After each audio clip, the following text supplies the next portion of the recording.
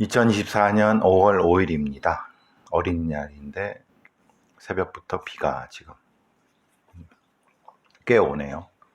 뭐 아주 많이 오는 건 아닌데 뭐 쭉 오다가 내일까지도 온다고 하니까 실내에 있는 우리 어린이들 실내에서 할 수 있는 거.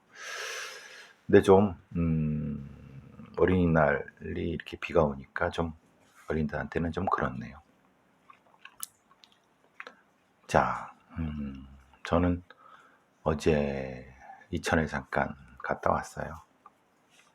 마음이 많이 아파요. 모친이 계시는데, 이제 뭐, 연세가 많이 드시니까 이것저것 많이 아프죠. 몸도 아프고, 또 혼자 계시고. 그러니까, 뭐, 제가 이제 모셨으면 좋겠지만은, 문제는 거기 이천에 있으면은 제가 이제 방송이라도 하러 오기가 쉽지 않아서 변명일 수도 있고, 어쨌든 뭐 몇 번 말씀드렸지만 이 집은 이제 팔려고 내놨는데 어제도 한 분 오셔갖고 보시고 가셨다고 하는데 뭐 이렇게 가능하면은 또 모친을 또 모시고 살아야죠. 연세도 많고 사실 뭐 이제 거의 90 어제는 좀 마음이 많이 아팠어요. 왔다 갔다 하는 거 있어서 어쨌든 그건 그렇고 뭐 빨리 책 원고를 작성을 해서 그걸 해서 책을 내는 것과 시기를 맞춰서 이제 5월 말에 향동 오픈 범죄연구소 오픈 스튜디오 오픈 뭐 이렇게 생각을 하는데 조금 그래서 오늘은 작업을 하기 위해서 구로동으로 가려고 이제 가기 전에 잠깐 어제 나왔던 그거 잘 싶다 해서 유명 로펌 미국 변호사 뭐 살인사건 중간에 그알 쪽에서 크라임으로 연락이 왔어요. 자기네들은 이제 그쪽 관련된 것과 연락을 할 수 있는 선이 없다고. 뭐 그알 쪽이 크라임에 요청하기가 좀 그렇겠죠. 뭐 아시다시피 제가 그 알에 대해서 당한 것도 여러 번 있고 전혀 그 알을 절 출연을도 안 시키고 뭐 당연히 출연하기 쉽지도 않습니다. 그리고 그 알의 수준이라든가 아니면 그 알의 어떤 부적절한 방송 태도라든가 뭐 이런 여러 가지에서 그 알은 반성을 많이 하고 태도도 바꿔야 되고 뭐 이렇게 했는데 이런 얘기를 계속 지적을 하니까 물론 제가 싫겠지만은 어쨌든 뭐 그 방송 어차피 제가 이제 관련된 그 연락을 알고 있으니까 연락이 와서 제가 이제 관련된 피해자 쪽 그 변호사분의 그 연락처를 알려드렸죠. 사실 그건 뭐 불법적인 것도 아니고 부적절한 것도 아니고 당연히 제가 뭐 그걸 뭐 혼자 가지고 있을 이유도 없는 거 전혀 전 뭐 그런 부분에 대해서는 전혀 공유해야 된다. 뭐 중요한 건 억울한 사람의 정의를 실현시켜 주는 거기 때문에 그 부분은 했습니다. 좀 기대를 했어요. 먼저 유명 로펌은 뭐 여러분이 잘 아시는 우리나라 최고의 거길 얘기를 합니다. 미국 변호사라는 개념에 대해서 설명이 안 되고 있어요. 미국 변호사는요, 여기서 왜 미국 변호사라고 하냐면요, 우리나라의 법정에 쓸 수 없습니다. 그러니까 미국에서 뭐든 뭘 해서 왔든 뭘 해서 왔지만 우리나라에 미국 변호사 자격이 바로 다이렉트인 게 아닙니다. 우리나라는 우리나라의 변호사 자격이 있어야 됩니다. 있어야지 법정에 씁니다. 법정에 쓰지 못하는 변호사는 아무것도 아닙니다. 그래서 그냥 자문만 하는 겁니다.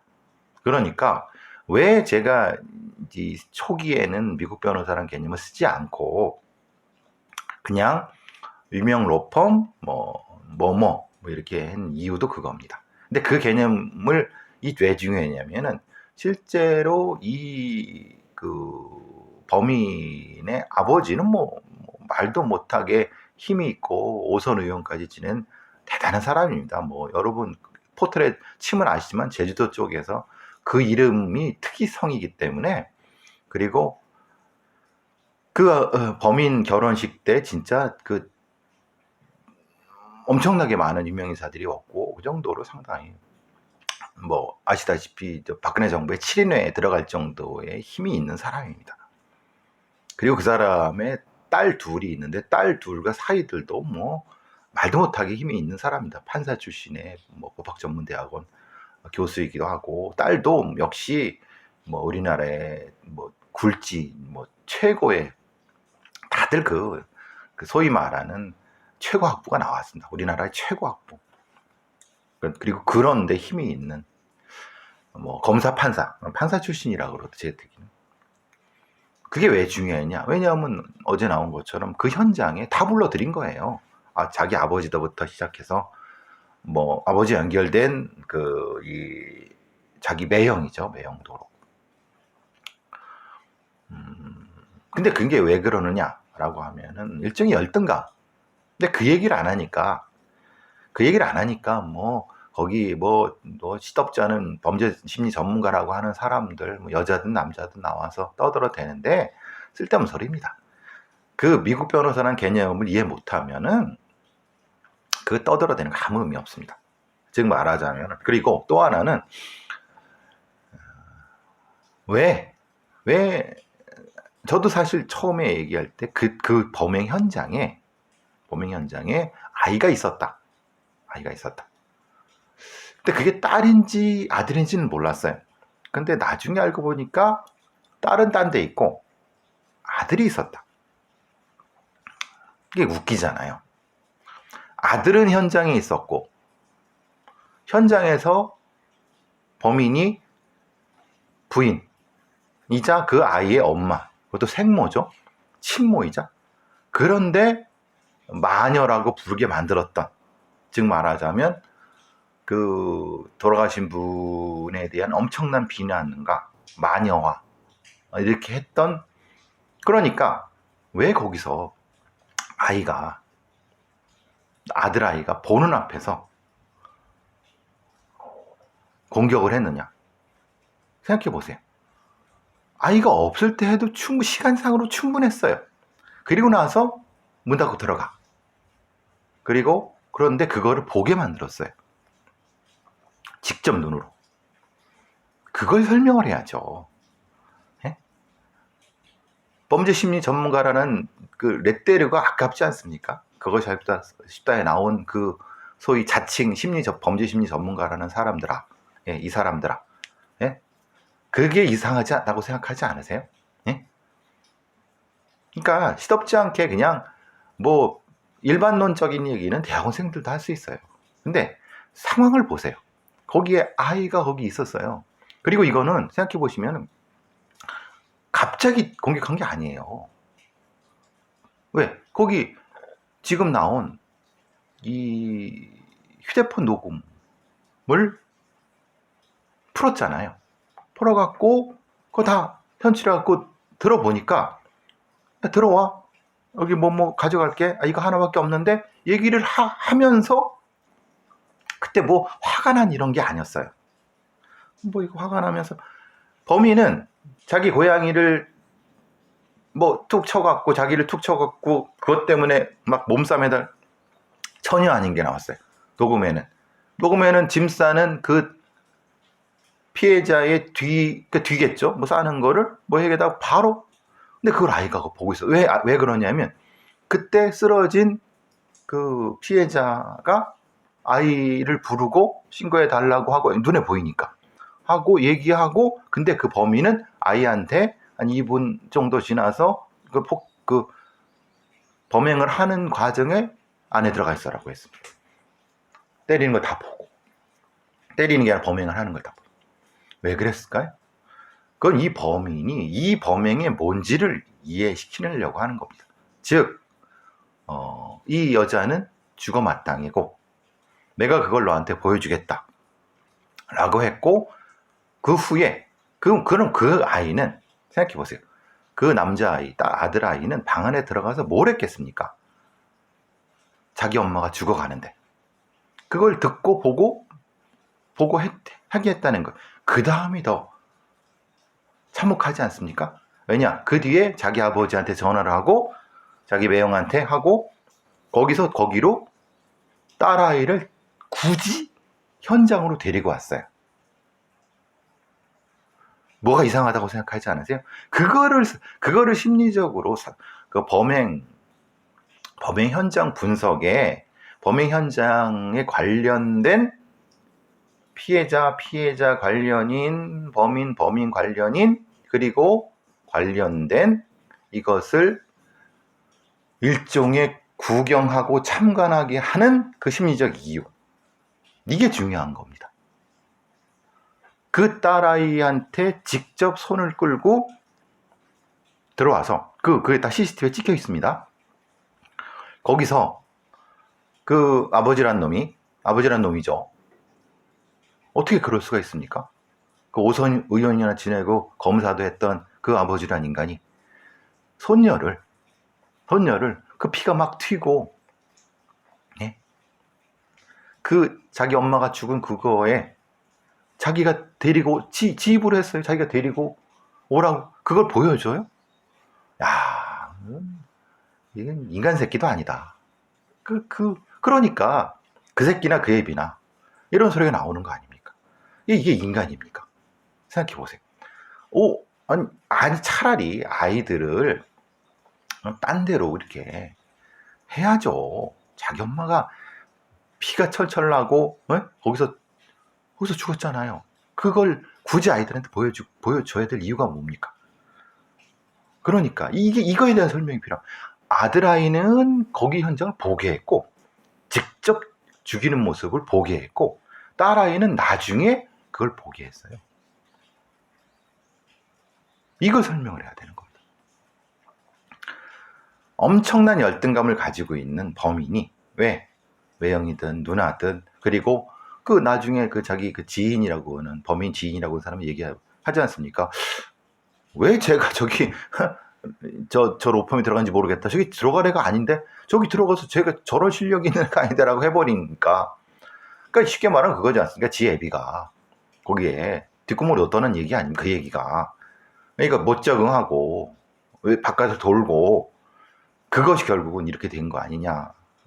뭐 이런 얘기를 하는 거 아닙니까? 그 얘기를 해야죠. 또 하나. 저는 아직도 거기에 오순섭이라고 하는 사람이 서울청 감시팀장이었던 사람인데, 저도 얼굴 익은 사람입니다. 혈흔 패턴 분석을 하는데 혈흔 패턴 분석에 나와요. 제가 궁금한 거는 그 철근 흉기가 보니까 2개로 부러져 있어요. 근데 그 철근 흉기가 맞느냐?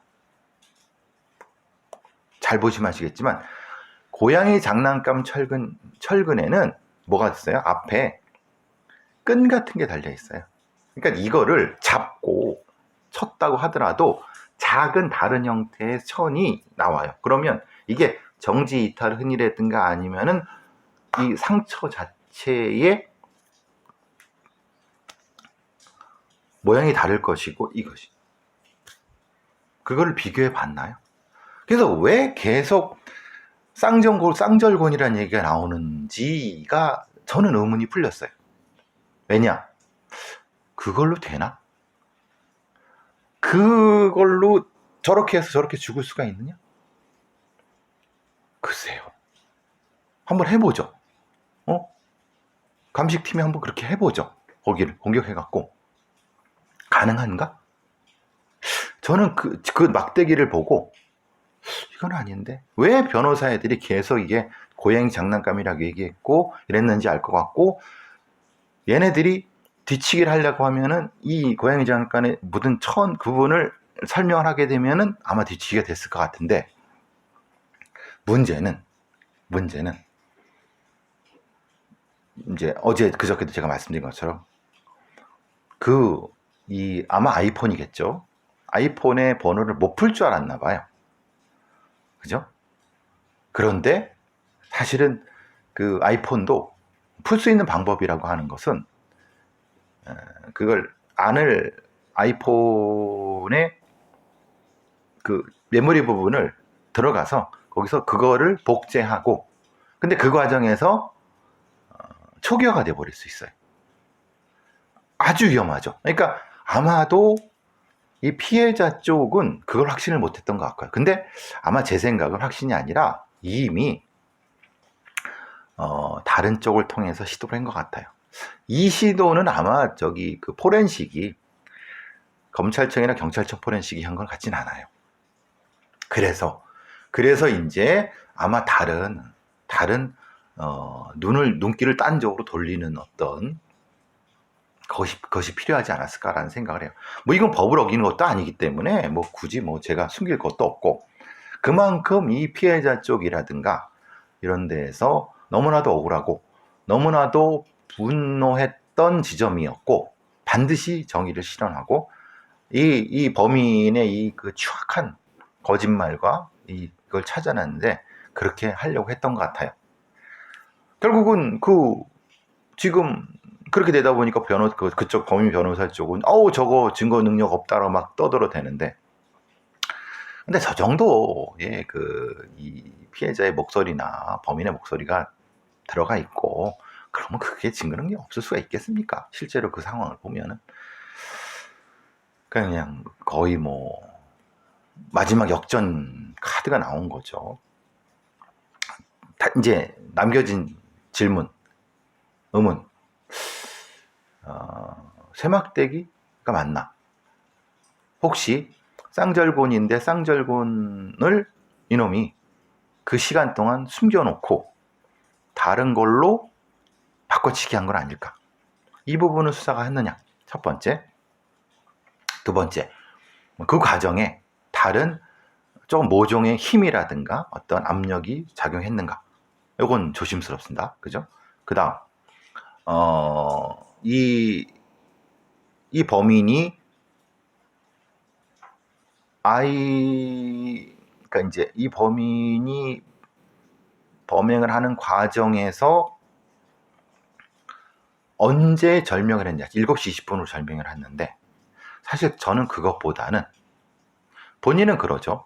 하다 보니까 목을 졸랐을 수도 있다라고 하는데,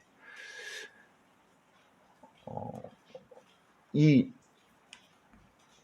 폭력을 행사한 것과 목을 조른 것 사이에 시차가 좀 있었을 거라고 생각합니다. 거기서 녹음 파일에서 존재했을까? 그 시차를 가지고 예를 들면 이런 겁니다. 뭐 이거는 추정입니다만, 아직 죽지 않은 피해자를 마무리 지으려서 목을 조른 것이 아닐까? 이건 명확히 해야 됩니다. 이건 진짜 심각한 살인이죠. 물론 지금도 살인이지만. 그러니까 본인 얘기대로 막 휘두르다오고 정신이 없어갖고 디퍼스널리제이션이 나와갖고 막 정신이 없는 상태에서 뭐 하는데, 그 다음에 이거를 증명하기 위해서는 앞에 상처와 뒤에 상처에 대한 시차, 그리고 그것을 혈흔으로 해석해낼 수 있나? 글쎄, 좀 애매한데?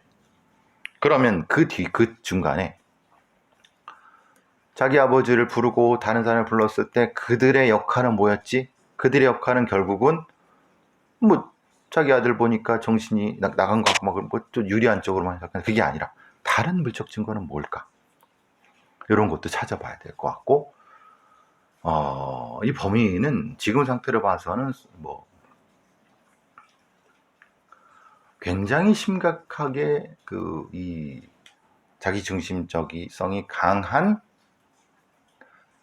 소시오패스 같은 느낌이 드는데, 그거에 대한 정확한 심리 분석이 안 되고 분명히 당연히 심리 분석을 거부할 겁니다. 그럴 때 검찰이 내놓은 카드는 뭘까? 이런 것도 상당히 중요하다. 어제 그것이 아쉽다에서 빼먹은 건 그런 것들입니다.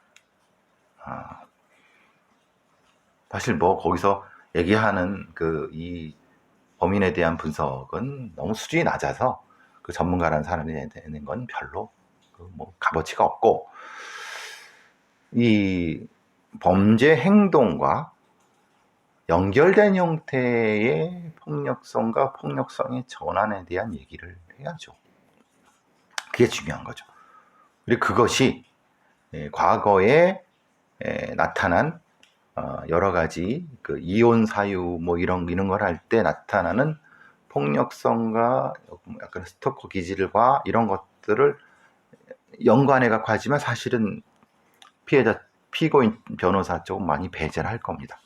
그러면 그건 빼고 당시 범죄 현장에서 나타날 수 있었던 것을 중심으로 해야죠. 이 부분은 하여튼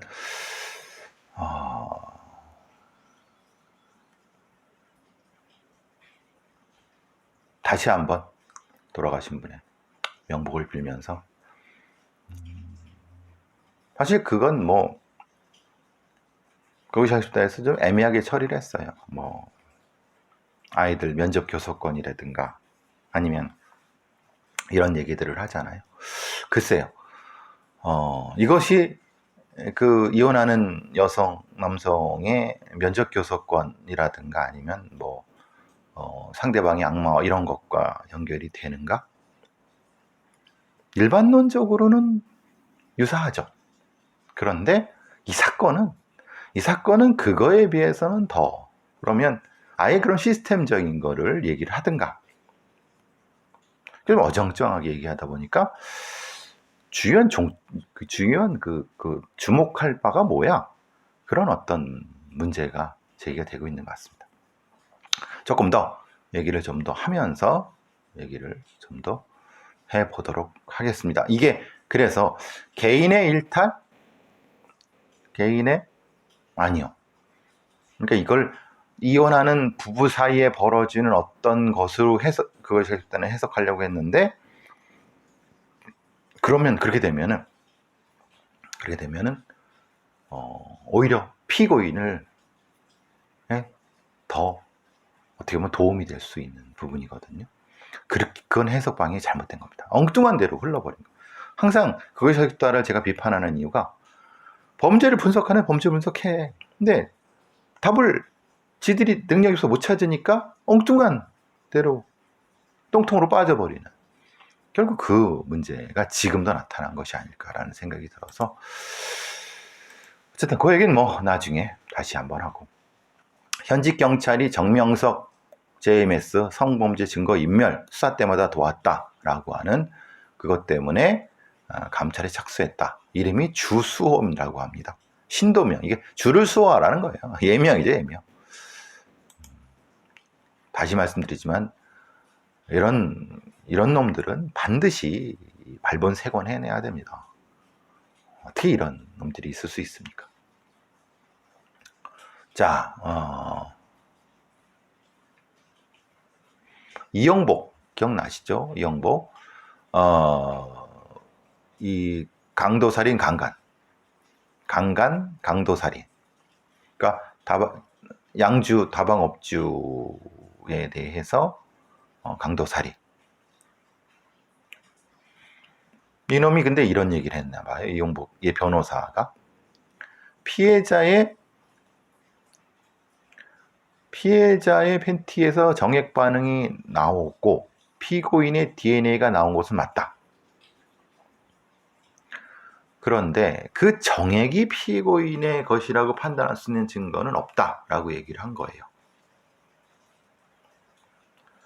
예를 들면 이런 거죠. 부검이가 피해자의 속옷에서, 팬티에서 피고인의 DNA가 나왔어. 그럼 DNA라고 하는 것과 불상의 남성 정액이 나왔다. 그러니까 이제 이거죠.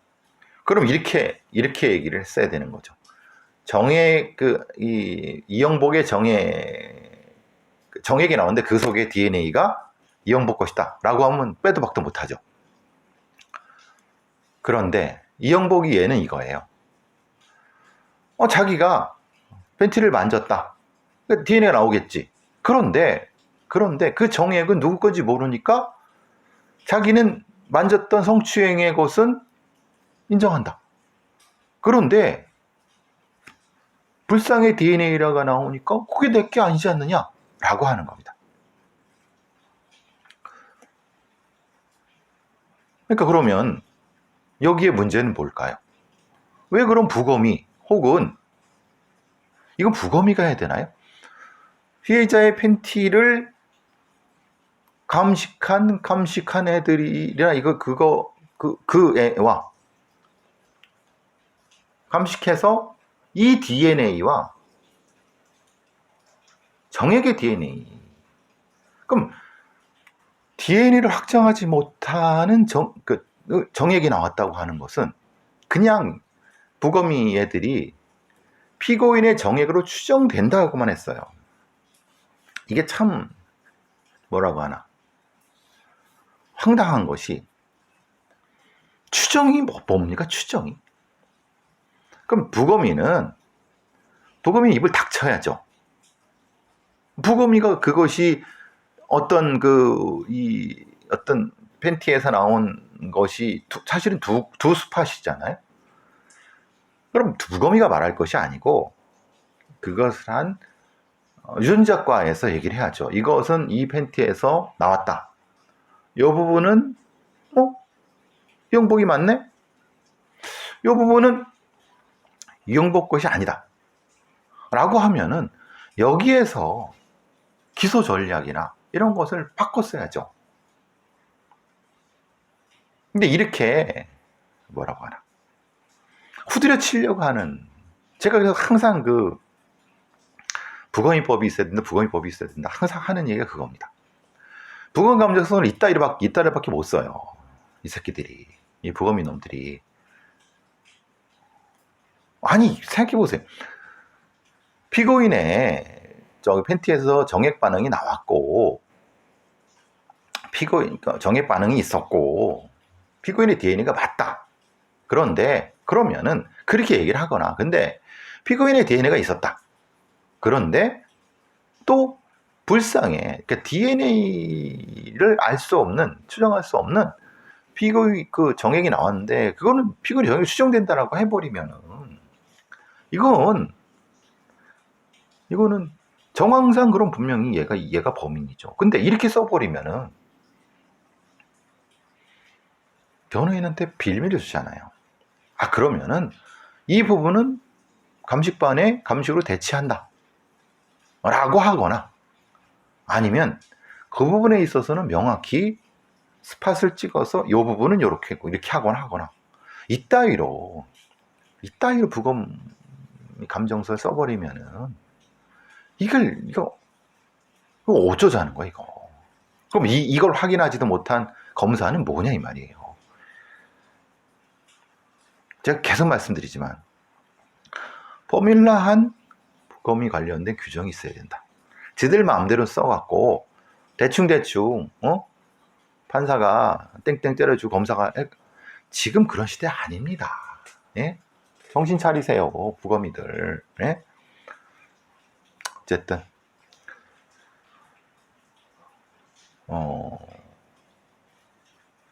이거는 과학수사에 또 5점이 될 수 있어요. 또 2심 가고 1심 가고 2심 가서 정밀 감정하고, 이게 무슨 개망신입니까 또 과학수사. 좀 제 정신 차리고 했으면 좋겠어요. 자,